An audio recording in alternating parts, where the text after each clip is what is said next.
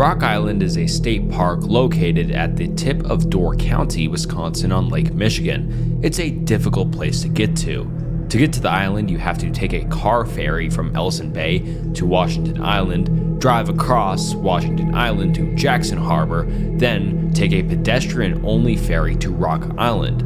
No vehicles or bikes are allowed on Rock Island. Even though the island is relatively small at about 975 acres, it has had an interesting history. In the early 1600s, it was inhabited by a tribe of Potawatomi Native Americans as well as a small fishing village of European settlers. The two groups did not trust each other and did have a few bad encounters that almost led to violence, but for the most part they lived peacefully together on the island. By the 1640s, the Potawatomi had migrated to other parts of Wisconsin. Shortly after the Potawatomi had left the island, some settlers from the fishing village reported seeing a new group of people on the island. They seemed to be more white settlers, but they wore strange clothes and kept to themselves. No one from the fishing village was ever able to talk to one of these new settlers or even find where they were living. It was around this time that strange things started to happen in the village. Several animals, it's not to mention what they were, maybe it was pigs or chickens, kept by the settlers were found slaughtered in the village and seemed to have been used to make markings in blood on some of the buildings in the village.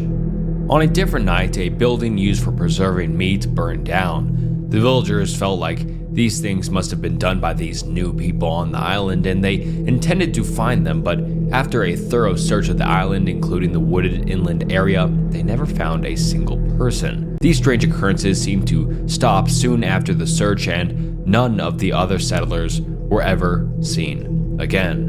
In 1836, the Potawatomi Lighthouse was built on the northern part of the island. After construction was finished, the lighthouse was inspected, and it was reported back that the material of which the lighthouse and dwelling are made are of the best quality, and that the work is done in a substantive and workmanlike manner. David E. Corbin was appointed the first keeper of the light on December 19, 1837. Only 3 years later, in 1840, despite the apparent quality of construction of the lighthouse, David Corbin started to complain that plaster started to fall off the building and some sort of liquid would ooze through cracks, leaving the house constantly damp. Corbin was completely alone most of the time at the lighthouse, and some have said while visiting him that he would stare at a certain wall and sometimes spoke vaguely of the other visitors. In 1845, after 8 years of relative solitude at the lighthouse, an inspector visited the lighthouse keeper and determined that while Corbin was fulfilling his duties, he was acting strange. The official report says that the inspector ordered Corbin to take a 25-day leave of absence to, quote, find a wife, to live with him at the lighthouse. However, some think that the inspector was startled by Corbin's mental state caused by years of solitude and thought it would be best that he spend some time away from the island. I was definitely packed more for camping than hiking. I got to my site, set up my tent, got everything situated, and started gathering sticks and driftwood from the beach so I could start a fire. On my third trip back from the beach, before I got back to my site, I heard a single, high-pitched squeal noise coming from the forest. It didn't sound close, but it was such an unusual sound that I stopped in my tracks and waited for a good 30 seconds waiting to see if it would happen again. It didn't, so I continued back to my site. When I got back, I began working on getting a fire started. The remote camping site on Rock Island was pretty spaced out. Sites C, D, and E are grouped together, but there's probably 100 yards between each site. There's not a real trail connecting the three sites directly, but enough people have walked along the ridge between the three sites that there's an obvious path. As I was setting some sticks up in my fire ring, something caught my eye and I looked up.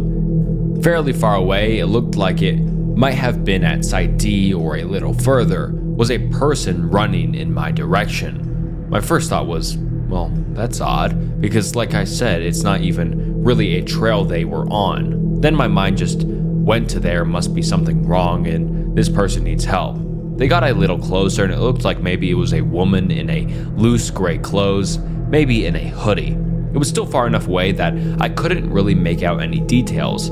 I quickly stood up from the crouching position I was in, and just as I did, I heard that high-pitched squeal noise again. It was behind me, and it was much closer this time. This startled me quite a bit, so I turned around to look behind me. I scanned the trees for a couple seconds, but didn't see or hear anything. I turned back around because I knew the running person must be getting close, but now they were gone. Again, I stood there and scanned the trees, but did not see them anywhere.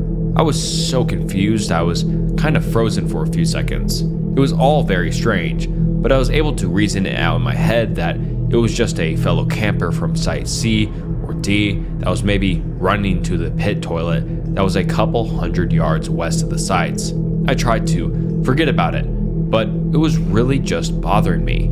I did not like whatever that squeal noise was, and I just felt strange. With some effort, I decided to let it go and started my fire. I had a quick meal and a couple adult beverages, then decided to take a little walk. I hadn't seen sites C or D yet, so I thought I would check those out and see if I did have some neighbors camping nearby. Site D was empty. I did see the path that led from that site to the main trail and pit toilet, so that made me feel a little uneasy about the runner. I figured it was maybe someone from Site C that took a strange way to get to the main trail by going through Site D. It didn't make a ton of sense because I probably still should have seen them, but it made me feel better. I continued on to Site C and saw there was a tent set up. I really didn't want to bother anyone, but I just thought I would go over with the excuse that I wanted to introduce myself as a camping neighbor from Site E and see if anyone looked like they might have been the person running earlier. I came up on the site and there was a couple sitting at the picnic table. Neither of them looked like they would have been the person I saw running. I introduced myself and they introduced themselves. They were probably in their mid-30s. They were very nice and both seemed to be pretty drunk, but a quiet drunk. I didn't ask about the runner or the squealing noise because I thought it might be weird. I wished them a good night and walked back to my tent. When I got back, I had a cigar and a few more drinks. It got dark and it started as a perfect night. The sky was clear and I was just staring up and looking at millions of stars. I felt better about everything from earlier and felt stupid about the whole thing and decided to get some sleep. It was a long day, so I fell asleep almost immediately. At around 2:30 a.m., I woke up to a huge boom of thunder. It started downpouring. The wind picked up and the temperature dropped. I love camping in the rain, but I do not like camping in a lightning storm. A pretty big storm came through and I was starting to worry. The wind was whipping at my tent and the ground was shaking from the thunder and lightning. I did not feel good about being out there in a tent and felt very exposed. The storm lasted for about an hour before it became just a light, steady drizzle.